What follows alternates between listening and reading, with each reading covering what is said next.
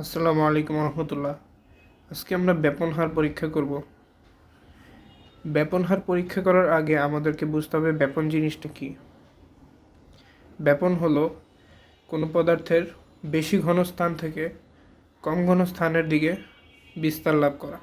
এই পরীক্ষায় আমাদের যা যা প্রয়োজন তা হলো দুটি পাত্র, ঠান্ডা ও গরম পানি, দুটি ড্রপার এবং ফুড কালার।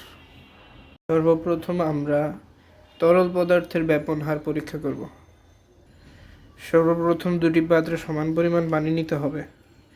ডান পাশের পাত্রে গরম পানি নিয়েছি এবং বাম পাশের পাত্রে নিয়েছি ঠান্ডা পানি। এখন আমরা ড্রপার দিয়ে ফুড কালার প্রত্যেকটা পাত্রে দিয়ে দেখব ব্যাপন হার। এখন আমরা ড্রপারে ফুড কালার নিয়ে পাত্রের পানির মধ্যে ঢেলে দিব। একসঙ্গে ঢালতে হবে, 3 ফোঁটা ঢালি।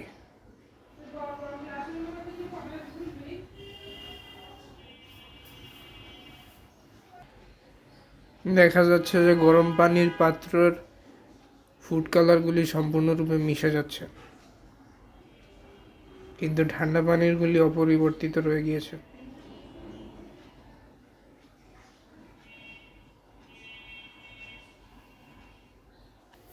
দেখা যাচ্ছে যে গরম পানির পাত্রের ফুড কালারটি সম্পূর্ণরূপে মিশে গিয়েছে।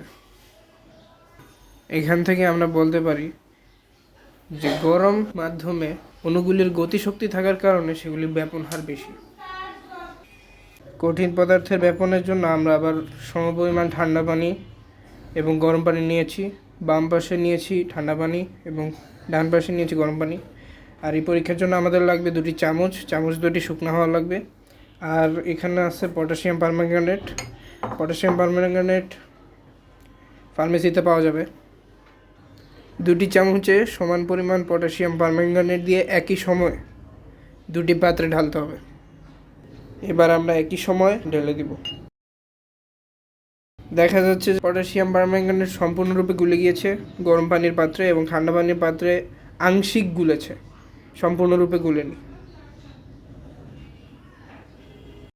এতে আমরা বুঝতে পারি যে গরম মাধ্যমে কঠিন পদার্থের ব্যাপন হার বেশি ঠান্ডা মাধ্যমের থেকে। আজকে এই পর্যন্তই। সামনে আরও এক্সপেরিমেন্ট নিয়ে আসবো ইনশাল্লাহ। আসসালামু আলাইকুম রহমতুল্লাহ।